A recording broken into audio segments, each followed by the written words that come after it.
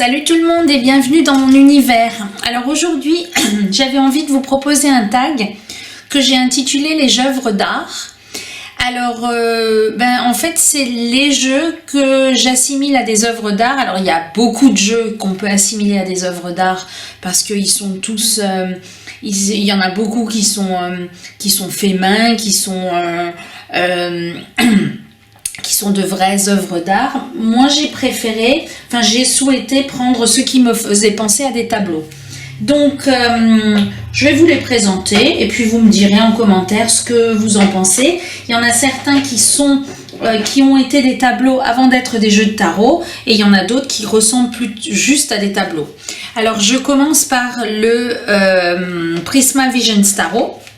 Alors celui-là, je vous en ai fait une présentation en comparaison avec l'oracle, le Cosma Visions Oracle. Celui-là, il me fait penser à une œuvre d'art parce que, comme je vous l'indiquais, et comme vous le savez sûrement, les cartes se suivent. Donc, on peut raconter une histoire en les mettant les unes à côté des autres. Voilà, je trouve qu'ils ressemblent vraiment à... ce sont des tableaux et quand on les met quand on met les cartes les unes à côté des autres, et bien c'est des histoires qu'on nous raconte. Donc là, on a la suite des épées, on a la suite des pentacles. Vous voyez là le mur, là on a le personnage qui est dessus, on a l'autre personnage qui construit le mur. Voilà, donc celui-là est vraiment très artistique. Alors il y a plein de tarots qui peuvent vous faire penser à des œuvres d'art, pas forcément des tableaux. Vous me direz ce que vous en pensez et si jamais vous voulez refaire le tag, n'hésitez pas, j'irai le voir avec plaisir. Donc voilà pour le Prisma Visions Tarot. Ensuite, j'ai choisi le Cosma Visions Oracle. Donc là, sur le même principe, ce sont des cartes qui se suivent et qui me font penser aussi à des peintures. Et là aussi, on a une histoire qui est racontée. Vous voyez là, vous avez le 3 et le 4 des oiseaux. Et donc, toutes les cartes se suivent quand on les met les unes à côté des autres. Si vous allez voir ma présentation, vous verrez que je les ai présentées. Bon, j'avais pas trop de place, alors je les ai présentées comme je pouvais. Et donc, voilà ce que j'assimile à des œuvres d'art parce que ce sont de magnifiques tableaux et que ça raconte une histoire.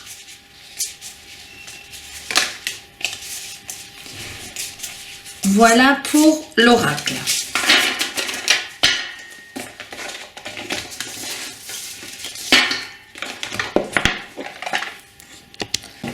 Ensuite, je vous présente le Shimmering Whale Tarot.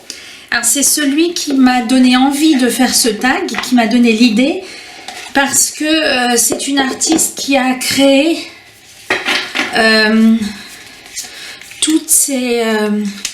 elle a fait ces tableaux qui ont été repris sur les cartes.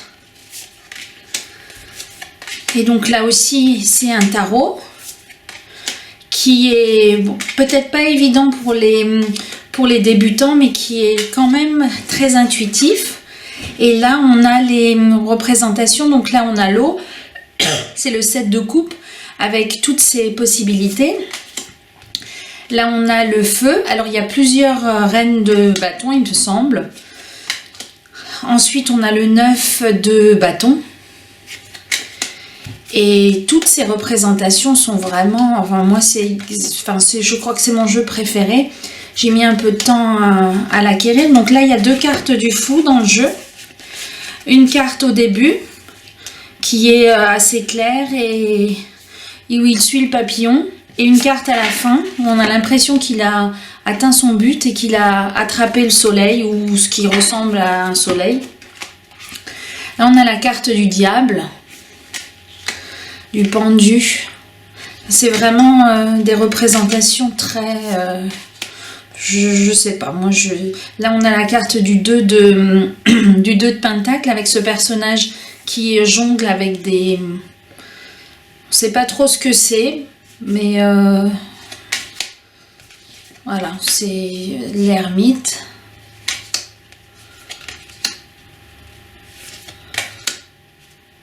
Le 6 de bâton, la carte de la victoire. Le 10 de bâton, avec une personne qui porte une autre personne qui porte un fardeau sur le dos. Le 4 de coupe, là on a un personnage qui est un peu perdu. On voit juste le visage de ce personnage. La tour. La mort. On a le 3 d'épée. Avec ce personnage qui est transpercé en plein cœur. Le 3 de coupe, avec ces 3 personnages qui fêtent quelque chose. Donc on les reconnaît quand même facilement. Il faut connaître un peu les... Ça c'est la deuxième carte de la reine de la reine de bâton. Voilà. Elle a créé, elle nous explique pourquoi, je sais plus. Je crois qu'elle nous explique que c'est parce qu'il y a des personnes qui n'aiment pas les serpents et qu'elle voulait donner une autre possibilité de tirage.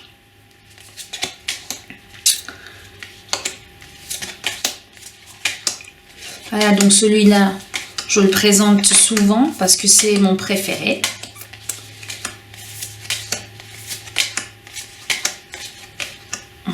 Là, il y a le jugement avec toutes ces petites âmes là qui s'envolent. Enfin, il y en a là, il y en a là. Carte de la justice.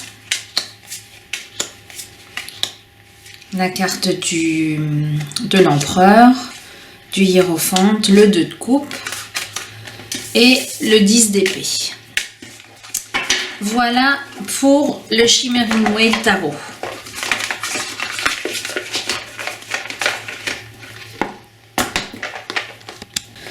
On poursuit avec encore une artiste qui a réalisé les tableaux avant de réaliser le jeu. Donc c'est le Margaret Petersen Tarot. Alors là aussi, elles sont assez compliquées à comprendre.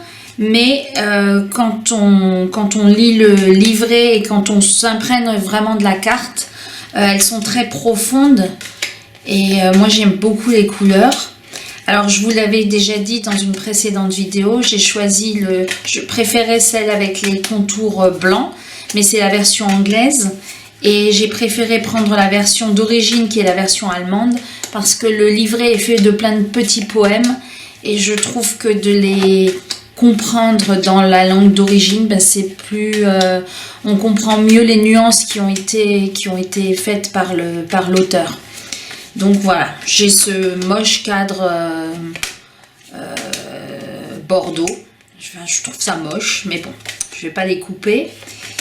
Et donc voilà, là on a la carte. Alors elle a mis la justice en 8.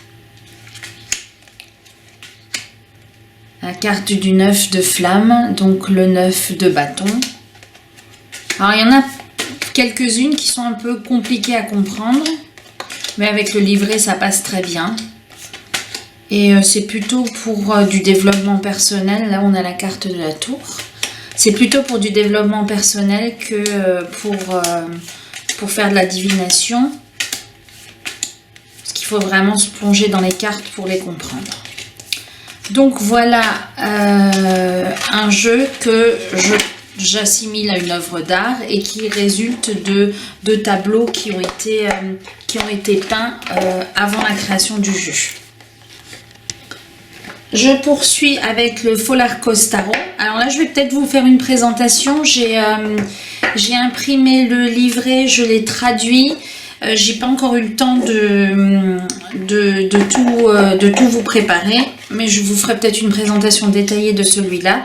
Donc celui-là aussi, je l'assimile à une œuvre d'art parce que ça représente également des tableaux. Alors là, je ne sais pas si elle a réalisé ces tableaux ou si c'est juste fait pour le jeu. Alors celui-là, il est vraiment... Bon, moi, je trouve qu'il est très compliqué. Le livret n'aide pas beaucoup parce qu'il n'y a pas beaucoup d'explications. Mais je sais pas, il y a un truc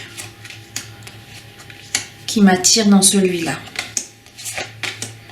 Alors je crois qu'il y a un personnage, c'est toujours les As.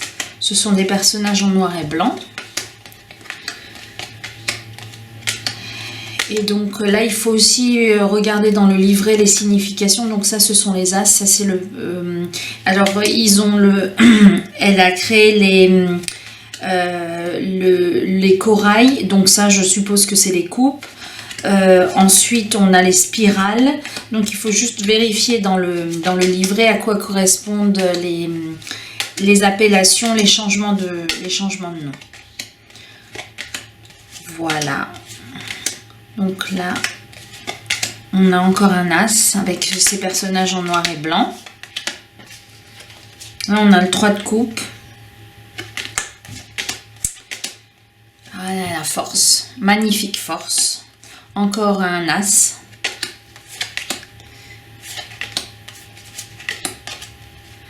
Magnifique impératrice. Enfin, je pourrais vous dire magnifique sur les 3/4 des cartes. Donc, voilà. Et magnifique amoureux. Donc, voilà pour le Folakos Tarot de Karen Sorrenti. On poursuit avec le dernier tarot. Les autres, ce seront des oracles que je vous présenterai. Donc celui-là, c'est le dernier venu dans ma collection, le Kei Tarot Love. Alors celui-là aussi, il m'a tapé dans l'œil. Je le trouvais un peu cher avec les frais de port, avec tout ça. Donc j'avais mis un peu de temps pour l'acheter. Et voilà qui est fait. Donc là aussi, je trouve... alors là, on ne retrouve pas du tout le rider. Il faut vraiment connaître la signification des cartes, pardon, si on veut l'interpréter comme le rider. Mais moi j'adore. Enfin, toutes ces peintures abstraites. En plus les cartes, elles glissent très bien. Enfin, on peut très bien le manipuler. Et il est, comme son nom l'indique, spécifique à l'amour. Donc, quand vous avez des questions sentimentales, le 2 de coupe, j'aime beaucoup le 2 de coupe, le chariot avec ce loup. Donc, si vous avez des questions sentimentales, eh bien, il répond très bien. C'est l'un des seuls tarots, d'ailleurs, que je connaisse qui soit spécifique aux relations sentimentales. Après, vous pouvez toujours en faire ce que vous voulez, mais s'il est fait pour ça, il n'y a pas de raison de ne pas l'utiliser pour ça. Voilà, la roue de fortune, la carte de la justice. Alors celle-là, j'ai pas encore trouvé le sens, enfin toutes les explications. Et l'auteur il n'y a que quelques mots-clés dans le livret. Donc il faut vraiment faire appel à son intuition pour comprendre les cartes, parce que c'est pas le livret qui va vous y aider. Voilà, ça c'est la carte des amoureux où on voit les 2 petits renards là. Voilà.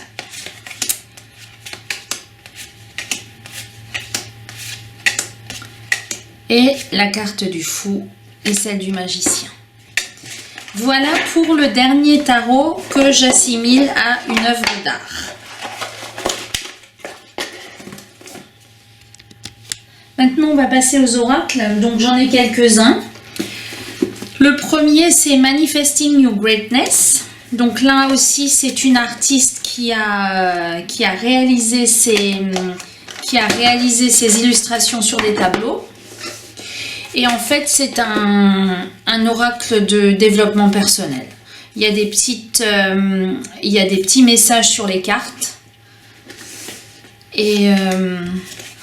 Et donc, c'est pour tirer une carte de temps en temps ou tous les jours, avec des messages colorés, sympathiques. Et le livret est bien fait parce qu'il vous développe quand même il vous développe quand même la signification de la carte avec tous les messages que ça peut vous donner. Mais vous n'êtes pas obligé de recourir au livret, vous pouvez juste lire ce qu'on vous propose. Donc là aussi, c'est une tatoueuse qui a créé cet oracle. Et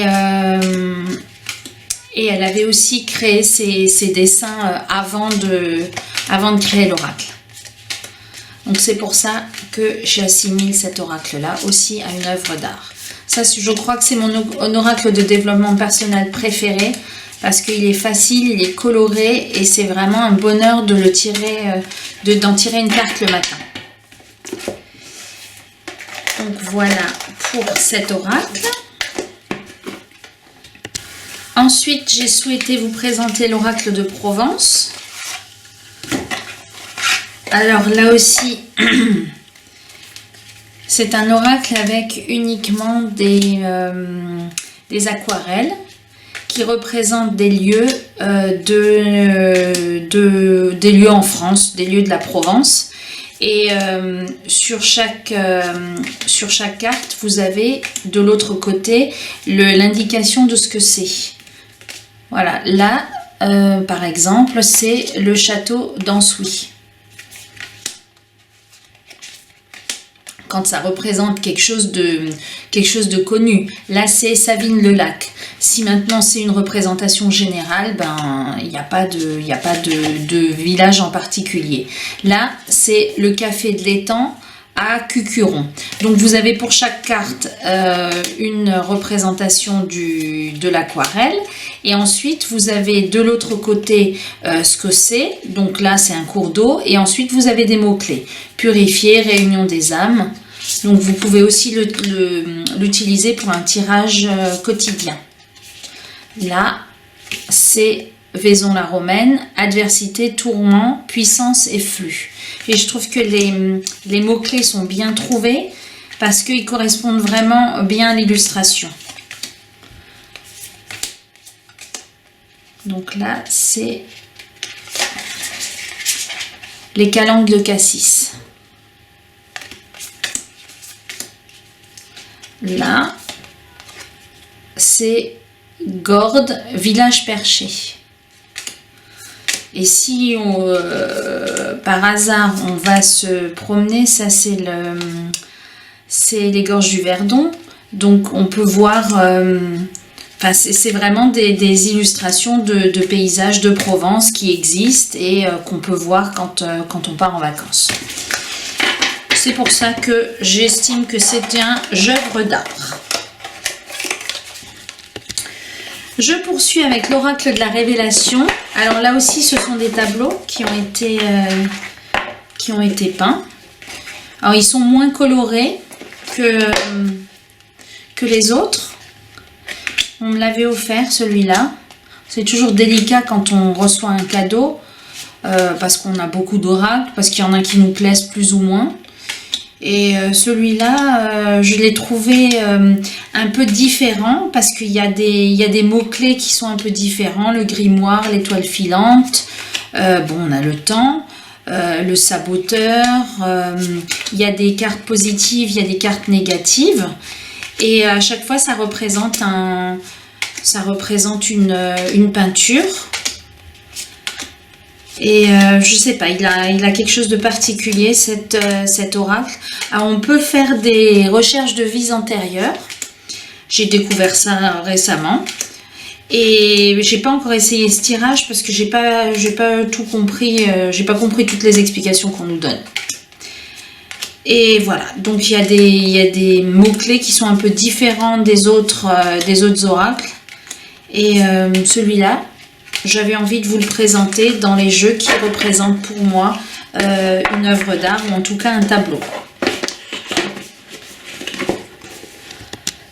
Et je finis avec l'oracle Indigo, qui là également est un jeu d'après ce que j'ai compris, où l'artiste vend les tableaux qu'il a représentés sur ses jeux. Alors, c'est un oracle de développement personnel ou de prédiction. Enfin, il peut un peu être utilisé pour tout. Il y a des illustrations qui sont vraiment magnifiques. Alors la seule chose que je regrette, c'est ce contour bleu avec cette grosse partie pour des traductions et puis pour le nom de la carte et le numéro. J'aurais préféré que la carte soit en plein format et que le mot soit peut-être, je sais pas, dans un coin ou... Voilà, ça c'est ce qui m'avait fait hésiter à l'acheter. Mais bon, les illustrations sont quand même très belles.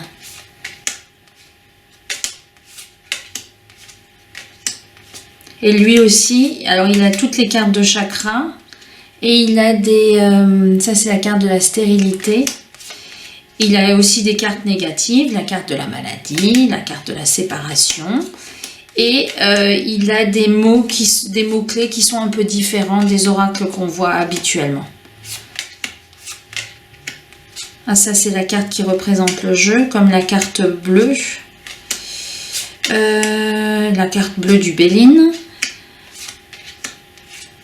Il y a une carte de l'homme, il y a une carte de la femme. Il y a même des illustrations de dessins animés. Voilà. Donc, voilà pour l'oracle indigo. Dites-moi ce que vous avez pensé de cette présentation en commentaire et n'hésitez pas à la refaire si ça vous fait plaisir. Comme ça, j'irai le voir et je verrai ce que vous estimez être des jeux œuvres d'art. À bientôt!